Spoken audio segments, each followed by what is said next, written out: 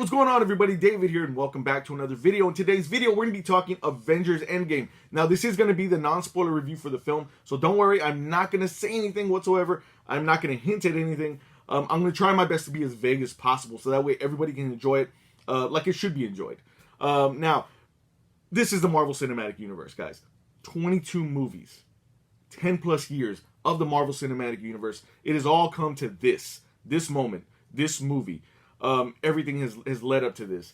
I was there from the very beginning, very first Iron Man. I remember walking into the theater, very excited, but not prepared as to what I was going to see, what I was going to experience. And I remember leaving the theater like, holy crap, this is crazy. Like, this opens up the door to so many things, and it sure did. Like, I mean, this is unprecedented. Something like this has never really happened in cinema. You know, we have 22 interconnected films that all connect to each other in some way, shape, or form with a continuing storyline.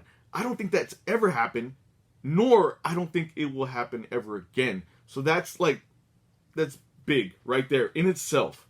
Avengers Endgame itself, again, like I said, this is the culmination of all this storytelling.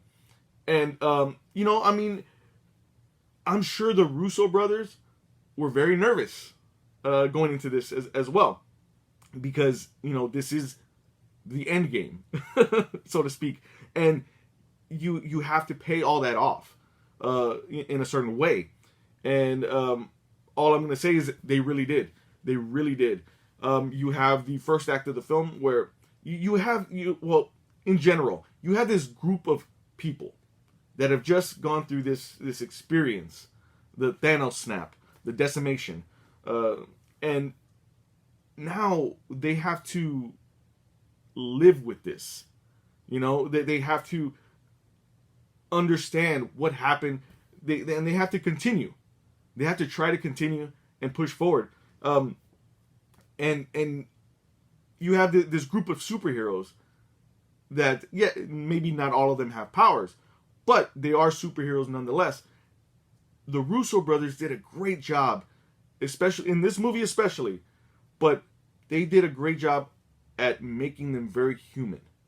They humanized them to the point where it was very relatable with a tragedy and things like that. So that was like, whoa, that's crazy. Like, the first act was a lot of that.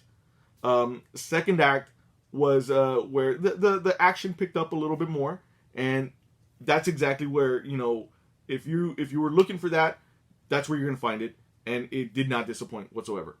We saw a lot of plot points being, you know, kind of started at that avenue, that point, and I think they continued them very, very good. The third act in itself was complete insanity. It was bonkers, and I think, again, that's what you would expect. You want the third act to kind of blow it out of the water, and it damn well did. It really did. And this is a near perfect film.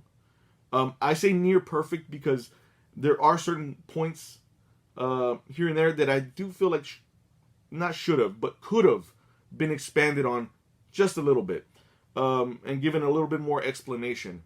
And I'll get more into that into the spoiler review.